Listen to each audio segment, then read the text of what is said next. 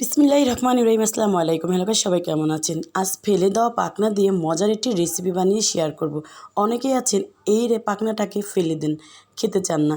আজ আমি খুবই মজার একটি রেসিপি দেখাচ্ছি। এটা কিন্তু পরবর্তীতে আর ফেলে দেবেন না। আমি এখানে মুরগির পাখাগুলো ভালো করে পরিষ্কার করে ধুয়ে পানি ঝরিয়ে নিয়েছি। দিয়ে দিলাম হাফ চা চামচ আদা বাটা, হাফ চা চামচ রসুন বাটা, হাফ চা চামচ ধনিয়া গুঁড়া, হাফ চা চামচ জিরার গুঁড়া, হাফ চা চামচ গোলমরিচের গুঁড়া, হাফ চা চামচ গরম মশলার গুঁড়া। শুধু হাতে থাকার এই কিছু উপকরণ দিয়ে এত মজাদার একটি রেসিপি কিন্তু বানিয়ে ফেলতে পারবেন। দিয়ে দিচ্ছি মরিচের গুঁড়া 1 চা চামচ, পরিমাণ মতো লবণ, ম্যাগি সস দিয়ে দিচ্ছি 1 চা চামচ, সয়া সস দিয়ে দিচ্ছি 1 চা চামচ, ওয়েস্টার সস দিয়ে দিচ্ছি 1 চা চামচ। দিয়ে ভালো করে আমি মাখিয়ে 10 মিনিটের জন্য রেস্টে রেখে দিব।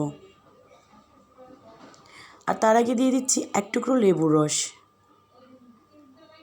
লেবুর রসটা দেওয়ার এই কারণে টেস্টটা ভালো আসবে।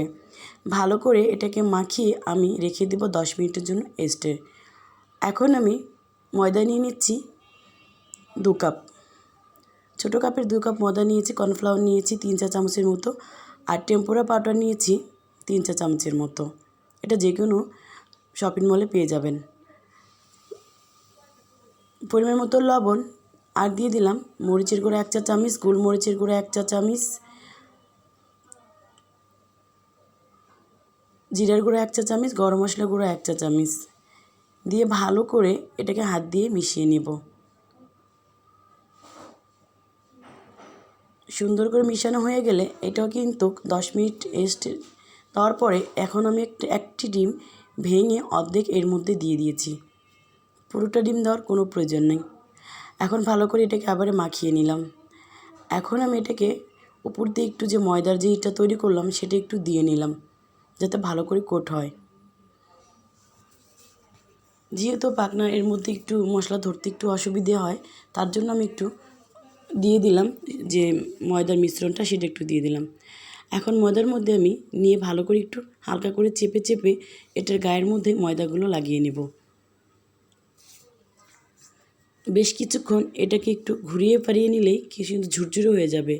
তারপরে আমি পানির মধ্যে দিয়ে দিলাম। পানির মধ্যে কিছুক্ষণ রেখে 1 সেকেন্ডের মতো রেখে আবারও পানিটা ঝরিয়ে তুলে ময়দার মধ্যে আবারও দিয়ে দিচ্ছি। দিয়ে উপর দিয়ে ময়দাগুলো দিয়ে আবারও ভালো করে একটু চাপ দিয়ে এটাকে ঝুরঝুরে করে নেব, যাতে উপরে একটু কিপসি ভাব হয়। এভাবে ঝেড়ে উপরের ময়দাগুলো ফেলে দিলেই হবে। আমি আগে থেকে পরিমাণ মতো তেল দিয়ে রেখেছিলাম। ঠিক মিডিয়াম আঁচে সুন্দর করে ভেজে তুলে নেবেন, তাহলেই কিন্তু এটা আর ফেলে দেওয়া হলো না। যে কোনো ছোটো বড়ো সবাই কিন্তু এটাকে খুব মজা করে খেয়ে নেবে। যাই হোক, আমি সুন্দর করে ভেজে এটাকে তুলে নিলাম। অবশ্যই ভালো লাগলে লাইক কমেন্ট শেয়ার করবেন, সবার মাঝে ছড়িয়ে দেবেন, সবাইকে দেখার সুযোগ করে দেবেন। সবাই ভালো থাকবেন, সুস্থ থাকবেন। আল্লাহ হাফিজ। আসসালামু আলাইকুম।